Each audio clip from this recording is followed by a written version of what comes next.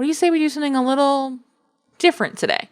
Let's sit down with Lisa Carpenter and talk about imperfect action and why it's just better. Welcome to Uncommonly More with Stacey Harris. I am Stacey. I'm the host of this show and the CEO of podcast production agency Uncommonly More. My team and I work with podcasters just like you to shift shows from frustrating time sucks to productive members of sales teams with professional, strategic podcast production. You know what? I think that's enough. Let's get into the show and we'll talk more there. Hello. Welcome to podcast episode 540. It's so many. I am really stoked today because we've got a very different show. I actually have a guest. It's not just me chatting at you today. It does mean this episode's a little bit longer, but it's also 100% worth it. I am joined by Lisa Carpenter. And technically, I joined Lisa. We actually recorded this episode for her show and decided it's a really good conversation. We talk a lot about imperfect action. We talk a lot about podcasting. We talk a lot about how she started her show and launching the show alone and the value in that for where she is now. It is just all around a solid conversation. So enjoy that. Before we jump into that, though, I want to remind you that for the podcast newsroom, the new private podcast feed that we have, it is available. The September episode is up. We're going to have a bonus episode dropping in a couple of weeks. And most importantly, I really want you to make sure you have subscribed to that podcast newsroom over at uncommonlymore.com/newsroom before October. Because we're going to actually do something a little different in October. I'm going to be releasing a private training as the episode of the month. And we're going to be talking about a private podcast feed. Essentially, what I did with the podcast newsroom, how we've set that up, the tech that's needed. This will be a full-on training on how to get your own private feed started and some of the benefits of using a private feed, some ways to use a private feed. All of that is going to come out in October for the podcast newsroom. In the meantime, you can catch up with the 3 things you need to know for September.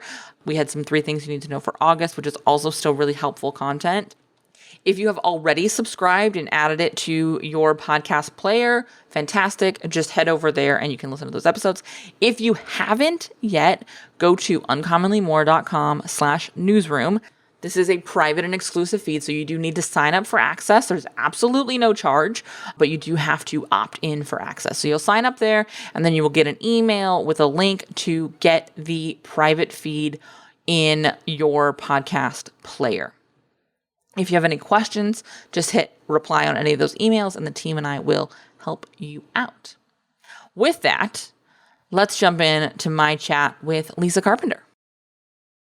So you guys are joining both me, obviously, Lisa, and the Stacey Harris. And we're just going to have a really candid conversation. We've been friends, colleagues, supporting each other for quite a while now. Stacey is part of my podcast team now, which we're going to talk a little bit about. We're going to talk a little bit about imperfect action. We're going to talk about marrying facts and feelings. And we're actually recording this so that it can be shared on both of our platforms, which I also think is really cool because, you know, so many people get caught in it. It has to be new. It has to be this way. And God, I used to be like that. And now I'm like, how can I repurpose everything? How can I make one thing and have it work like a million ways? And giving zero, you know what's about that. So I'm super happy to be hanging out with you this morning, Stacey. So I always love hanging out with you. So this is fun. I want us all to create less stuff. And so if we can sit down and bang out 2 episodes in one chunk of time, right, I'm all about it. I'm all about it. So for the people who are listening on my platform, Stacey, can you tell everybody who you are and what you do? Sure. I am, in fact, the Stacey Harris. I own a podcast production agency, which is basically a really snooty way of saying I help people create audio content and distribute it in a way that actually moves listeners from consumption to purchase. We talk a lot about strategic content and content for the sake of sales and not content for the sake of continuing to run in that magical hamster wheel of creation that I think in some ways gives us these little micro dopamine releases, but then actually gives us no real results in our business. We'll talk more about that with facts and feelings. But yeah, that's what we do. We spend all day supporting service-based and coaching and consulting kind of businesses with educating their audience into a purchase. So that's what we do. And you're not a newbie. Because you've been on the scene for a long time, right? Because when I first met you, I'm like, I know you and I know exactly what you do because you've always been so clear in your communication and your message. It's always made it super easy for me to refer you because I know exactly what you do and how you do it. I will never, ever forget that because it was the first time we'd ever met in person. Gosh, it was like 4 or 5 years ago now, but it was the first time we'd ever met in person. You're like, oh, I know who you are. And I was like, oh, that's so cool. I thought it was so fun because I knew who you were. And I was like, she knows me. Yes, I've had a podcast for 8 years this fall. We just released 535, I think, 535 episodes. And I've been doing audio even longer than that. I actually have my degree is in audio engineering. And so it's very funny because I took a detour into marketing and specifically social media. And so it's funny now as we come in, I've been an entrepreneur for 10 years now. This month was 10 years. It's funny to realize that I did actually loop around to use the degree that I have. It took a while to get there, but I did somehow accidentally end up using it. Between you and I, right? Because I've been coaching now for over 20 years. I was actually thinking about this the other day, talking about facts and feelings, because as you know, I'm in contest prep. So right now the rule is Lisa cannot trust her thoughts or her emotions, right? Like acknowledge them and then dismiss them. And I got into this story of like, I don't know what I'm talking about. False. I've been doing this for over 20 years. And I started thinking about how many clients I've worked with, how many hours I've logged as a coach. And it really actually blew my mind. So I personally love working with people who have been, mastering their craft over the years. And I know, on the interwebs, there's a lot of new people showing up, and kudos to all the new people. If you're starting a new business, that's great. And there's something to be said for when you're hiring people to look for people who have the experience in the areas you don't have, which is one of the reasons why I'm laughing about this, why I reached out and said, Stacey, I actually want to hire you to be on my team because my podcast is now, I don't know, is it 2? It might be 2 years old. Might be coming up on 2 years. Wow. Right around. We should make a note of that. We should make a note of that. See, these are the things that other people make a thing about. And I am like, it doesn't matter. Every week I'm going to show up, whether it's, years or whatever. But when I started my podcast, speaking of imperfection, the reason I started my podcast was because social media was driving me crazy. Instagram with their 15-second clips. And for anybody who's listening to me for a while now, I'm very long-winded. I've got lots of stories I want to tell. And it was literally taking me 30 minutes to get an Instagram story up because I'd have to chop it up. And I'm kind of back to doing that right now as well. Anyways, but I digress. So I decided that I was just going to start a podcast and I was going to talk about whatever the hell I wanted to talk about, whenever I wanted to talk about it. The only caveat for me was that I had to get out an episode every week. It didn't matter if I was on vacation. It didn't matter if I was, on a beach somewhere, grilling chicken. We're going to talk about that episode. It was just a matter of get the content out there. And what I see so many people, especially in business, and I know you see this with podcasting, is everybody wants things perfect before they start. And then they hide behind I have to have the perfect graphic. I have to have the perfect person to do my sound and the this, the that. And I did it really messy. So that episode that we're talking about, I don't know what episode number it is. We can probably link it in the show notes, but I was on vacation. So it must've been around August. I was answering a listener's question while grilling my chicken, and then a freaking train went by. So there's train sounds in the background. And I just hit publish on it anyways. And I was doing my podcast. It was hosted on Anchor. It still is. Set it up all by myself. Had no idea what I was doing. Figured out the graphics by myself and literally record and go. There was no intro. There was no outro. There was no purpose. It was just, I am going to talk. And that's how I started my podcast. And we got over, I don't know how many listeners we have now or downloads. See, I don't even know my data. We should probably talk about that. But in giving myself permission to record an episode like that, like anything after that episode is like polished. Right. Well, here's the thing. I think we do this in lots of places in our life. And I actually use you as an example a ton when I get on calls with podcasters who are just not ready to work with us. And then I talk about, you kind of first have to prove you're going to show up for the thing to yourself. It makes it a ton easier to make the investment. It makes it a ton easier to trust that there will be an ROI in whatever you're doing. Certainly, specifically in podcasting, I see this a lot. But seriously, last week, I told somebody, I was like, get Anchor, plug your headphones into your phone and prove to yourself that once a week you can go and record and just start seeing what you want to talk about. Just start seeing what it feels like to do it. Because here's the hard truth of it. Almost no one listens to the beginning of our podcast. Yeah. And your 50th episode isn't any better when you wait to do it. Like, it's not like your first episode's suddenly going to be as good as episode 100 would have been.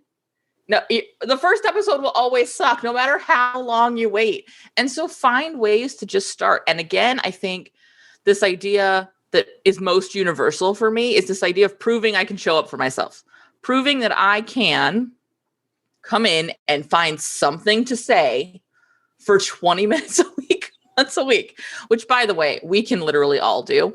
But I think that's such an important part of it. And I think that only comes through imperfect action. And by the way, you only really decide what you like about your show and what works or doesn't work in your show by taking the imperfect action, by showing up and recording at the grill with the train going by and seeing what happens. And I am curious, has anyone ever emailed you and complained about the sound quality on that episode or the train? Never. I've never had anybody reach out to me. No, that's not true. I had one client say something to me once about my audio. And I said to him, but you listened anyways, right? And he said, well, yeah. And the way that I look at it, my brand specifically, because I work with women on letting go of this idea, it has to be perfect. That really kept me trapped in my life for so long. Like, if I could just look perfect and be perfect, nobody will see that I'm insecure. So I work with a lot of women around this. It's a big part of my brand is just like, go do it. Like, just let it be messy. So I will record in my car. I will record coming out of the gym. I will record with the top down, the top up, outside. I mean, I think the last episode I sent to you, I'm like, oh my God, they're mowing the lawn now, right? Like, right in the middle of the recording, they start mowing the lawn. I'm like, whatever, Lisa, just keep going. Because the people who resonate with my message, they may not love the audio, but they'll listen. And those are my people. My job isn't to make everything perfect. My job is to be me, 100%, be real. And if somebody listening doesn't resonate with my message or they don't like my audio, they're not my people. So we've definitely up-leveled. When I made the decision to hire you and your team, in part, it was like, help me clean up the audio because I'm going to be recording messy. But part of it was also just allowing myself to be supported and not having to do everything myself anymore. Not that it was hard, but it was just that one more thing on my to-do list every week that I didn't want to do. Well, and I think you got to a point with your show, and I think this happens about the year point. I think if you're somebody who's looking for a check-in point with something, I always go either 90 days, 6 months, or 12 months, depending on the thing I'm trying. With a podcast, I don't think it's out of bounds to sort of do it dirty for 6 months to a year. But if you hit 12 months with something and this is something I want to move through, specifically with the podcast, and can say, this is something that is helping me get clients. This is something helping me get, this thing is serving the purpose it's intended to serve in my life or business, then it's time to get support with it, because you either need to take whatever it is you're doing to the next level. So we talk a lot about taking podcasts from good to great. So yeah, we're cleaning up the audio. We're building in some more marketing assets to make it easier for our clients to share the show. We're optimizing show notes so that we're, more easily getting episodes found via search, things like that. We're taking something that already works and we're making it better. Right. If you'll come to the point where you can go, okay, so is this a thing I want to keep doing? Great, then let's make it better. Or I've been trying this for a while and I'm not getting the result I want. Don't then add money to the situation. Don't then go, so let me just hire my way out of this thing that doesn't work. No, go do a new thing. Right. So there's the facts and the feelings part, right? Because for me, launching the podcast was really about working through the emotional discomfort around saying, I'm going to do this thing. I'm going to stay committed to it every week. What if I don't have anything to say? What if nobody listens? What if nobody downloads? Like there's all this stuff. And again, I see this happen time and time again. People decide, well, I need the perfect website. I need the perfect podcast. I need the perfect photos. I need everything to look perfect before I can go out and help people. And starting my podcast was just about just go do the thing. And in doing the thing, I found out that people do want to hear what I have to say and that I loved it. I loved that I have a platform where I can just say whatever the hell I want about whatever I want, about whatever topic I want. And the people who are meant to hear it are going to hear it. But what you were talking about was so important is you don't need to invest in all the things right out of the gate. And I see so many entrepreneurs and business people spending money on stuff because they're trying to avoid feeling the discomfort instead of looking at the data and say, does the data support me investing in this so that I can take this to the next level? And by the time I hired you, I had amazing downloads. I was happy with the traction the podcast was getting. And I really did need some support around, okay, I've been doing this for a while. What am I talking about now? And where am I leading people? And how can I use this platform to reach more people? So I think it's so important that everybody takes a step back and says, like, what is it that I really need in this moment to move the needle forward? Well, and I think one of the things that we don't talk enough about when we're in that initial emotional discomfort of trying the thing is the thing we're buying of going through the imperfect action and the discomfort is data. The fact of the matter is we don't have facts to give an expert or give a support person if we don't yet have data. And so often we have podcasters who will book a call with me or who'll reach out in DMs and say they want to start a podcast, but they have no data around how they currently sell their thing. They can't tell me how they're currently getting results. Then no amount of investment with us in a podcast is going to be better or worse because you don't have enough information for us to be making tactical and strategic decisions. So, I often struggle through that discomfort of the imperfect action. You know how little I like to feel the discomfort or really anything, except joy and wonder. And I tell myself every time, this is me buying data. This is me buying information because I know I want to have some fact. So I'm going to sit in the feeling so that I can have fact. Because if I don't do one, I'm not going to get the other one. Right. And I don't think we acknowledge what a gift that is to our business for us to acquire that data so that we can make strategic decisions, because that's how we buy more time on the other side. That's how we buy better results. That's how we do it, is we spend enough time in that feeling to get to the fact. Right.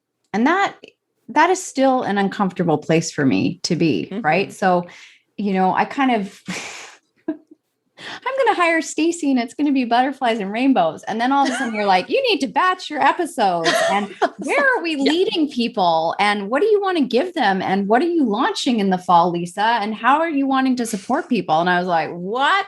You don't understand. Like, I'm just winging it. Whatever comes through, comes through. And there was a huge level of discomfort. And I still don't love batching, which I know, but I'm going to keep making you do it. It's getting easier and easier. It's a muscle.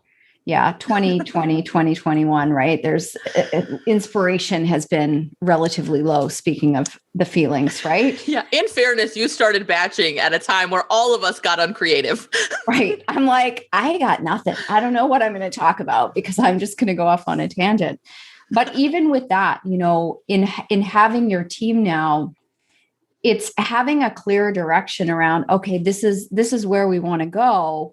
How can I create content that is going to support how I want to support my people so that it makes sense? And it doesn't mean I can't go off on tangents about other things.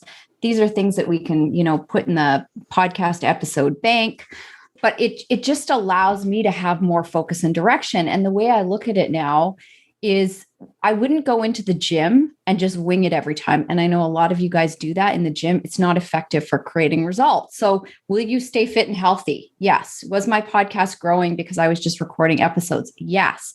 But there comes a point in time where you have to look at what kind of results do I want to have?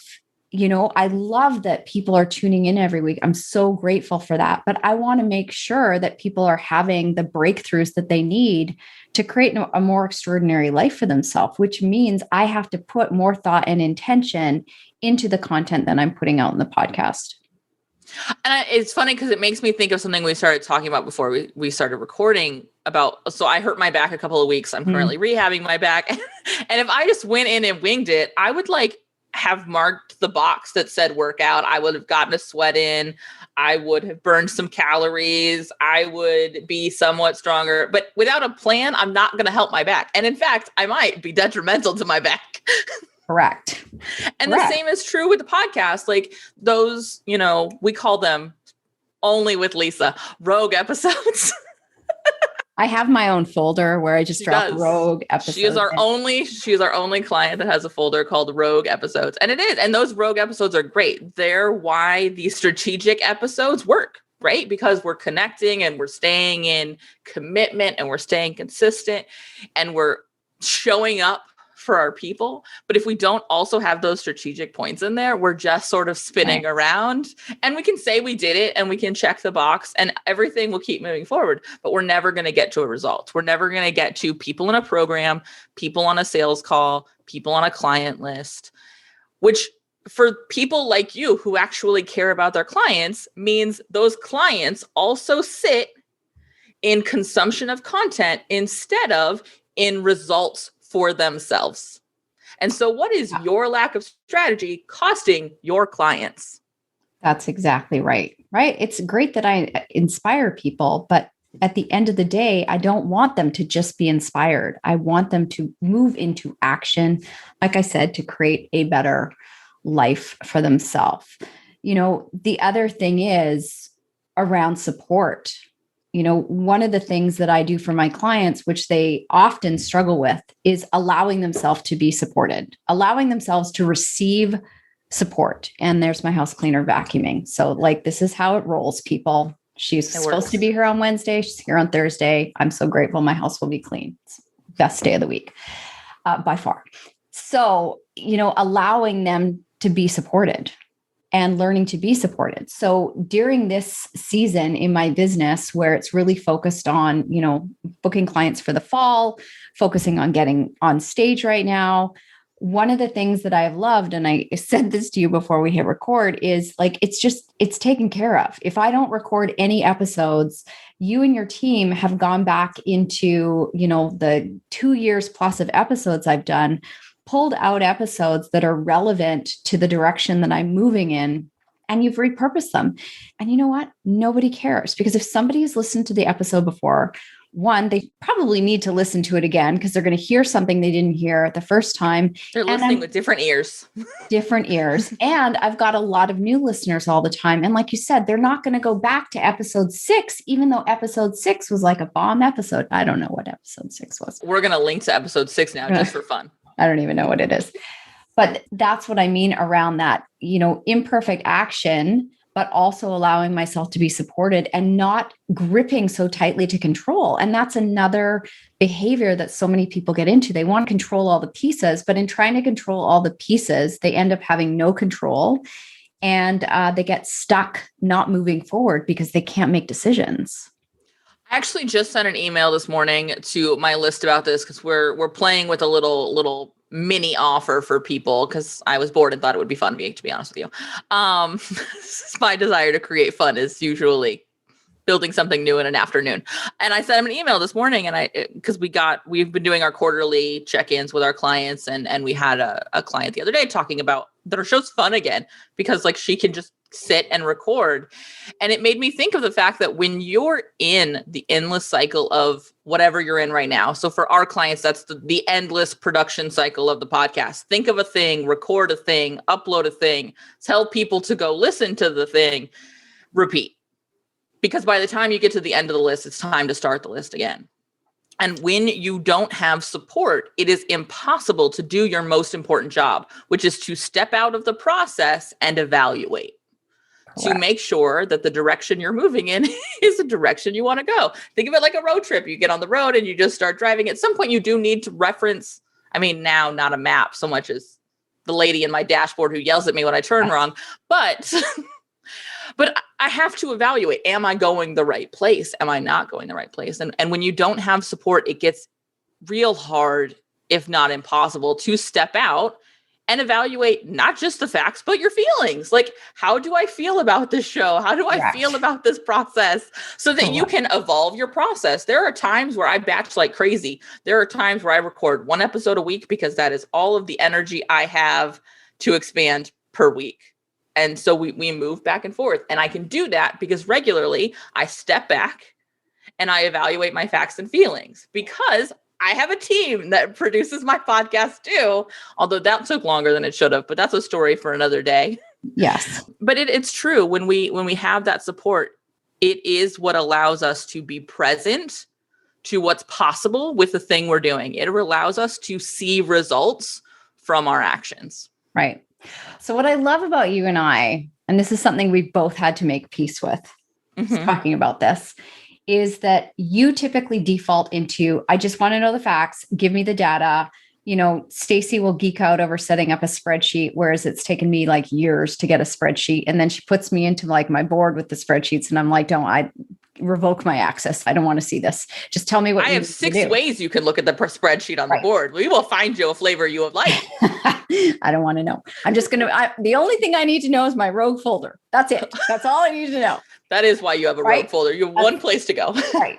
And then I've got my team who can answer my questions for me. But I typically default into the emotions, right? So you've had to learn to step back and go, okay, I've got the data, but where are my emotions getting in the way? Because I'm defaulting into the data and I'm not tuning into how I'm feeling. Whereas I've had to learn like, okay, Lisa, you're in your feelings, but can we look at the data first and then make decisions from that place as opposed to making them all from how I feel? Because again, feelings are not facts and data doesn't always tell you the whole truth. Like your podcast can be growing leaps and bounds, but if you hate doing it every week, it's soul sucking. It doesn't matter what the data is telling you. You have to check in and say like, is this something I want to keep doing? Oh yeah. Cause if you hate it, it will never be the thing that will get you results in the way of you creating content the way you love. And this is why I talk all the time. I get so mad because spending so much time in podcast related things, I get a ton of podcast related services ads. And regularly I get these $97 courses and I'm like trying to contain my rage right now around how you have to have a podcast because it is the marketing of the future and it is the only way anyone's going to get clients. And it's nonsense. Like it's utter nonsense. You will get clients in whatever way that you consistently show up and educate them towards the purchase. That could be a blog, that could be social, that could be that could be cold calls to just businesses. It could be lots of things. I don't know anyone who enjoys cold calls though. But if you hate it, if it is an uphill battle to get it done every time, it's just never gonna perform the way you want it to. And you're absolutely right. I 100% have to go, cool. So how do I feel about this? Like, this is all here. Because it's easy to hide in the numbers. It's easy to say there's X amount of podcast listeners, 52% of homeowners or households are listening to podcasts or whatever data it was that I read this morning in a really geeky breakdown about podcast stats. That's irrelevant if those aren't my clients. Like, that's not where the people who I talk to are spending their time, if they're one of the other 48%, right? But also, if I hate it, if it is something where I'm always going to feel bad, it's not going to work. But you also have to be really honest with yourself about finding that middle spot.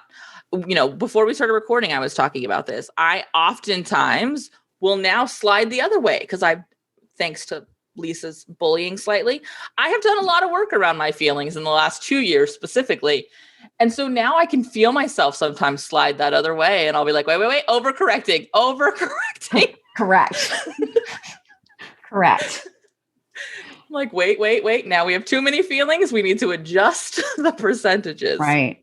I think that, everything you said there was so valid. And I want people to take away the message that there is no right or wrong way. And it comes to like business, podcasting, writing, life, exercise. Like, if you hate lifting weights and you love Zumba, then go to Zumba. Like, it's more important that you move your ass than it is like getting it right. But it's finding what really makes you feel good. And then if you're looking for specific results and you're going to Zumba and you're loving it, but it's not getting you the results. Okay, well, what is going to feel as great as Zumba, but is actually going to get me the results that I want?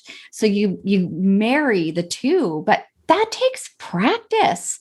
And, both you and I have gone through the process of burning our businesses down for the most part, navigating the incredible discomfort of everything that comes with that, from releasing revenue to releasing clients to working through the messiness of messaging when you're trying, like, the whole phase of like, what am I even doing? What am I here? What am I saying? Does anybody care? Like, the head trash around that, to finding your way. And I know one of the things that I appreciate about you and that I appreciate about myself is that we figure out our way, not what other people say we should do. So it's not that I'm not open to learning and, curious and willing to hear what other people have to say. But at the end of the day, it comes back to me. What feels good for me around growing my business, connecting with my audience, and staying aligned with my soul's work, because that ultimately is what will make things feel light and easy.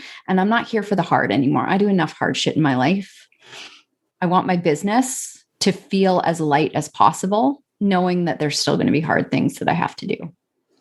Well, and I agree. And that's something I certainly appreciate about us. And I'm going to take it a little bit further, which is, I think there are things in business that are going to be hard. There are things that are going to be hard in life. And so I want to find ease. I want to check the ease box as often as possible, so I have the energy to show up for the stuff that's inevitably hard. Because we have both been through the head trash of like, what am I saying? What am I doing? What do I sell? Who do I sell it to? Maybe I just started and I don't actually know anything about anything ever. Those days are going to show up regardless of the structure you've built around yourself, whether you're alone, whether you have support, and not just in your business globally and not just in your life globally, but in each of the things. It's one of the reasons I love having support around my show now, is because I'll be like, I don't actually think I'm interesting and or funny ever. So you want me to sit down and be both interesting and funny while educating and selling someone right now? No. And so, and then I get a reality talk from my team and they're like, actually, we could do this, or here, let's put out this episode instead, or whatever the thing is that I need then. But so often that support for me is a big part of the being able to come back to that I do know what I'm doing. And I think also that building that trust through imperfect action, that you will show up for yourself and that it will be okay, helps in those moments where I have to come back and be like, no. I'm going to do this my way. It's always worked out when I've done it my way. It was funny. I was on a call this week with our shared coach, Tara Newman, who has also been on this show. Highly recommend you listen to that episode if you haven't. We'll also link to it in the show notes. Excellent. And I said, I've been unwrapping some of my own stuff this last year as well. And the thing I wrote down as we were talking was, the more myself I am, the more money I make. The more I come back to my instinct, the more I come back to my process, the more I come back to doing things the way I want to do it, the better the results are, the better the payoff, whatever they may be. Podcast downloads, performance in the gym, whatever it is. When I come back to being like, this is what I like to do, it always works out. The problem people think they have is not usually the problem. It's never a that's the problem. It's almost always a you problem. It's not a them problem. It's not a circumstance problem. It's a you problem. And until you're willing to look at your own stuff around things, nothing is going to change. And this is why I talk about, like, for years, I just threw money at everything. This course, that coach, this thing, this widget, because I thought that would get me to where I wanted to be. But that wasn't the problem. It was always a me problem. And if I can just come back home to, like, hit record, put it out there, Lisa. I think there's only been 2 episodes I've ever recorded where afterwards I was like, maybe not. And one of them, I went back and I was like, okay, this is still valid, but how can I clean this up? So I'm not just on a total ranty pants. Like, how can I deliver this in a way that it still hits home, knowing that I was going to be quite polarizing. But for the most part, I really speak unedited from the heart. And there's been many times where I'm like, God, I really said that. And I really hit publish on it. And that's just the way it is. But that's what connects with my people, because there are so many people out there, again, trying to invest their way to getting the results they want. And they just need to be themselves, but they don't even know who they are. That feeling, though, of putting out the uncomfortable episodes is another one of the reasons I like support, because I had a client not too long ago who I know whenever she is releasing an episode that's uncomfortable, because I get one of those like throw up emojis in my Slack where it's just like, I need you to hold my hair. And I love being able to support our podcasters and our clients through that, because those episodes, regardless of show, across the board with every one of our clients, are always ones where they come up on sales calls, they get emails, they're one of the most downloaded episodes. Like, those episodes that make us uncomfortable are generally the episodes that perform really, really well. And so that's another space where I love having that support and trusting that your supports will help you keep the guardrails up, so that if something is off the rails, they'll be like, wait, this is good, but we need to bring it back to some action. We need to bring it back to some solid ground, maybe give it a little foundation. I don't think you've ever had that conversation with me, but I keep kind of waiting for it. I keep waiting for it, because every now and then I'm like, oh God, is Stacey's team going to come back at me and say, like, are you sure you want to release this?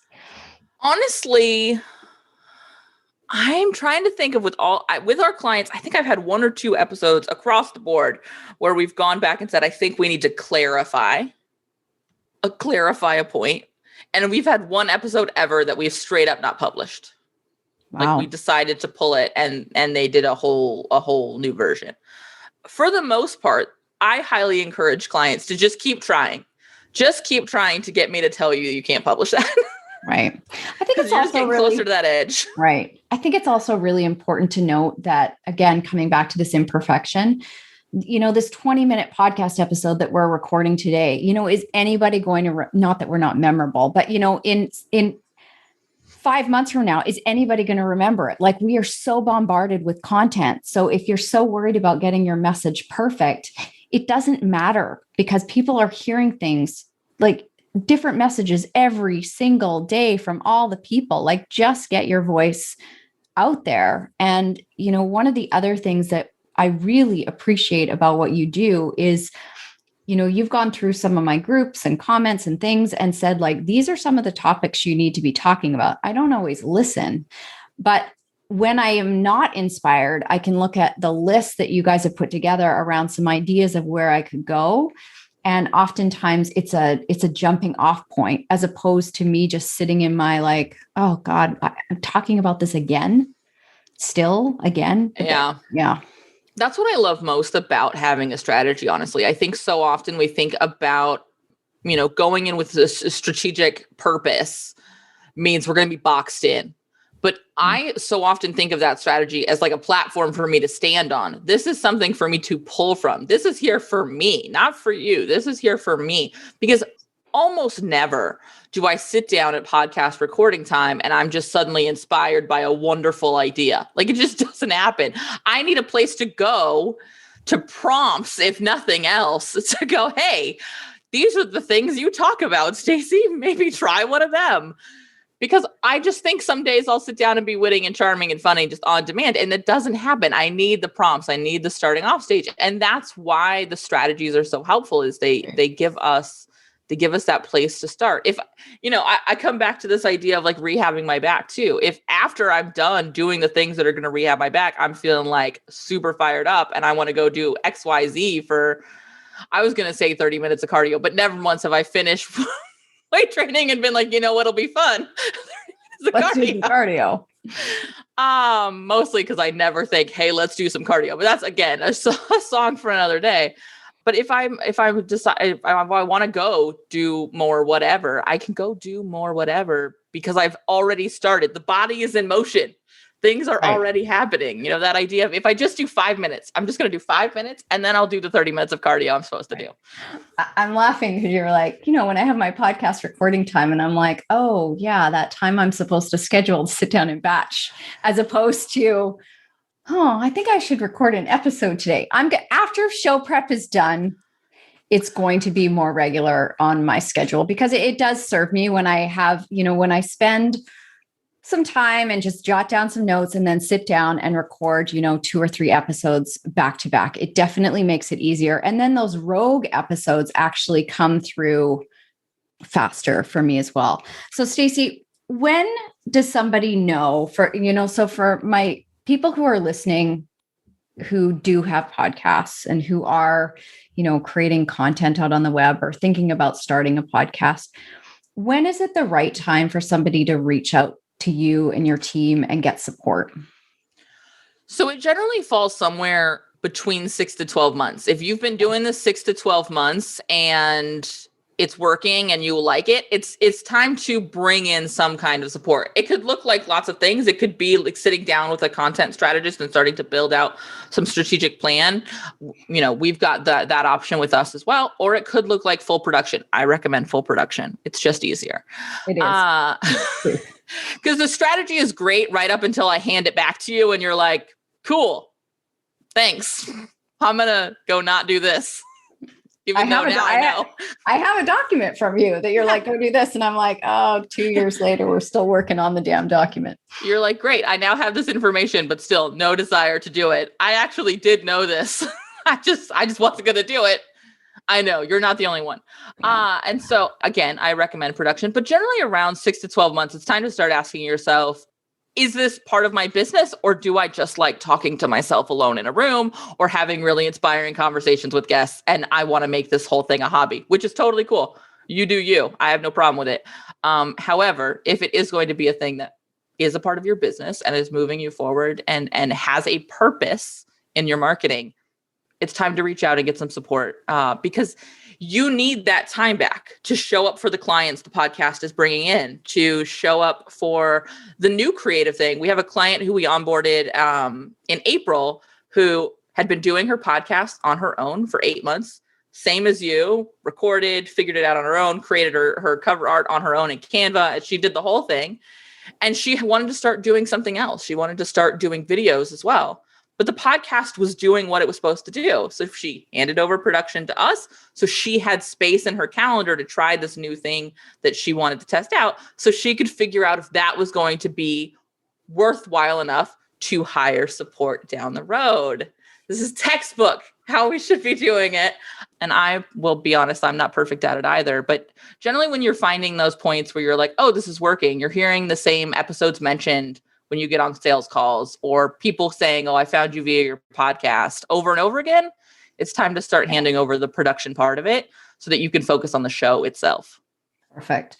That's the thing, we can do things on our own. We've all bootstrapped stuff. There's lots of places in our lives where we, the women I work with are very, very self-sufficient to their detriment. There comes a point in time where when you start to explore, what does it look like to give myself support so I can actually do less? Like, that's a big thing for me, right? How can I do less better? One of the reasons why, this journey for me to get back on stage has been so filled with ease, because it's not a comfortable process, is because there is not a whole lot in my business other than me showing up and working with my clients that I am personally responsible for right now. And even with the podcast, saying like, okay, find some things to repurpose. And if I record nothing new, no big deal. And if I do record something new, awesome. But there's no pressure on me one way or the other. It's just all these things are off my plate. And that's what's available to us when we allow ourselves to get support, instead of believing that, we're winning some extra badge or award because look at me, I'm doing all the things and I'm saving all the money. So there is a time and place to invest. But for me, that was part of the learning process of growing my business, was learning when it made sense to invest, as opposed to I'm going to throw money at this to try and fix the problem that I'm not really having because I'm the problem. That's not the problem. So I'm just so grateful to have, you and your team behind me. I love these kind of conversations. Anytime that I can get Stacey to talk about her feelings, it's a good day. It is a win. Right? Sometimes she's even now challenging other people on their feelings. I think you challenged me on our last group call together. And I was like, it makes me extra happy when I get to say stuff to you that you have said to me when I'm in it, and it annoys me. And I'm like, Lisa, I don't want to hear your facts and your information and your perfectly logical points right now. I'm not available for that. I know. Oh, God, I would like you to not be right now. Could you wait and be right later? And so I really like when I get to bring them back and dish them back to you. I know. My favorite. I've trained you well. But again, like that's what happens when we surround ourselves with people who balance out the things that we're needing to lean into, right? Like I've definitely come over the years to really appreciate the data and the strategy as someone who was like, I want to wing it and I only want to do things I'm inspired to do, which was great. And it kept me broke for a very long time. Yeah. Little results, right? Which is frustrating. Yeah. I think in a call not too long ago, you also gave me data and facts when I was spinning in feelings. I was like, wait, did we have a whole personality swap on our last mastermind call? We might have. But that's what happens when you show up imperfectly, allow yourself to be supported, give yourself what you need, and really take responsibility for the areas of your life that you need to grow in. Right? Like it's such a game changer. So I've loved having this conversation with you. We should do it more often. Been wanting to sing your praises for a while. And, everybody who listens to my show knows that the only guests that I ever bring on are people who I personally worked with or have a personal relationship with, because, I want to give you a platform to have a voice. And I trust the people that I bring on are solid people delivering solid information who are truly committed to helping the people that they're, in service. They're here to be in service to. So it was awesome to have this conversation with you. Thank you for having me. Thank you for being one of the first people to be like, okay, let's book this. When I was like, who wants me to be on their show? I appreciate you and the work you're doing in the world, and the women who are listening to the show who are going to choose to show up for themselves with some imperfect action, with like anything. Like if it's a podcast, cool, but like anything, let's just all do one imperfect thing this week. It really is like eat something that's a little bit healthier, go move your body, right? Go to bed a little bit earlier, like anything. It doesn't have to be perfect. It's better that it's just done, and use that momentum to move you forward. And the best part about this episode, I'm going to click end. Actually, I'm going to click end. You're going to click end. It's your link. I don't have to do anything. I literally just had to show up, which is so awesome. So thank you. Thank you, Stacey. It's always a pleasure to hang out with you. Thank you. If you made it to this point of the show and you still happen to be listening, which statistically is unlikely, I want to say thank you for listening. Thanks for hanging out with me today, and I want to hear from you. So reach out on social or via email and let me know what actions you're going to take from today's episode, because honestly, that's why we produce the show. That's why I record this show. It's why my team does all the work to release this show, is so that we can help you. We can help make a difference in your show and consequently in your business. If you haven't left a review for the show, head over to ratethispod.com/more. It's an easy way to show some love to the show and also help us reach more podcasters who are looking for the same kind of support you were looking for. If you have any suggestions or ideas or thoughts you would like me to address on the show, be sure to reach out. Again, like I say a lot, this is the start of the conversation, and I can't wait to hear what you have to say.